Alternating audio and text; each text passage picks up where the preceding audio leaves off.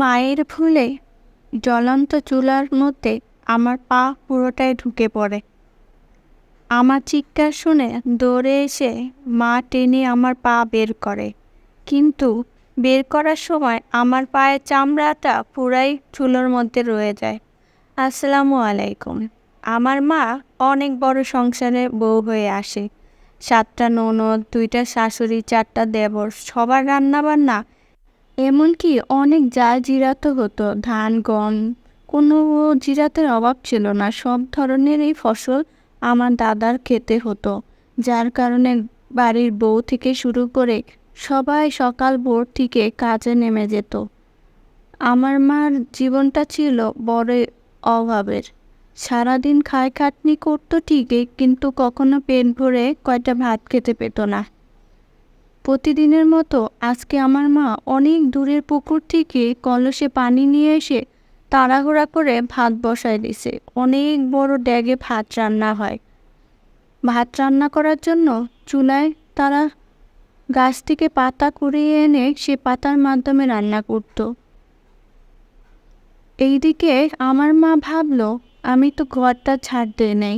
আমার বড় ফুপি, আমার মায়ের ননদ এসে যদি দেখে ঘর ঝাড় দেওয়া হয়নি, তাহলে মায়ের সাথে অনেক ঝগড়া শুরু করবে। বেশি করে চুলার মুখে পাতা বসিয়ে দিয়ে মা সোজা ঘরে চলে গেল। আর এদিকে আমি সামনের দরজা দিয়ে মাকে খুঁজতে খুঁজতে রান্নাঘরে চলে আসলাম। কি মনে করে যেন উড়কি দিয়ে ভাত নাড়তে গেলাম।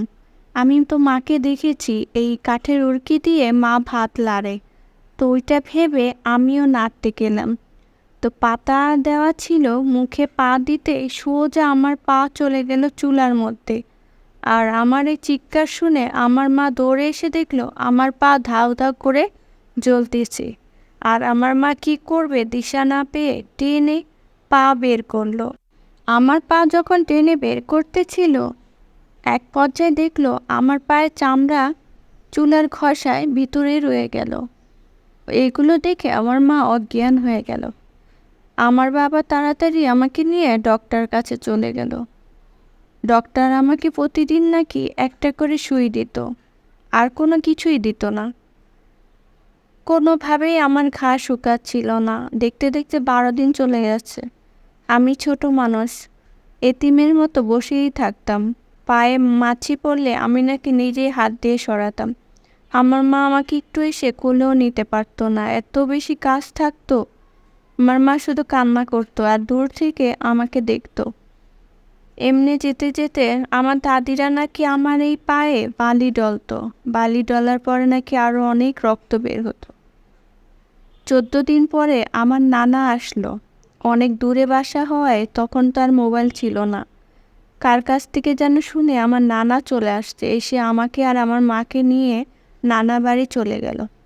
আমার নানা তার পরিচিত ডক্টর থেকে একটা ক্রিম এনে আমার পোড়ার জায়গায় দিয়ে দিল, আর কিছু ওষুধ খাওয়াই দিল। রাতেই নাকি আমি খুব শান্তিতে ঘুম আসি।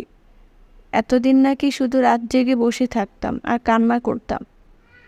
ওই প্রথম নাকি আমি রাতে সুন্দরভাবে ঘুমিয়ে গেছি।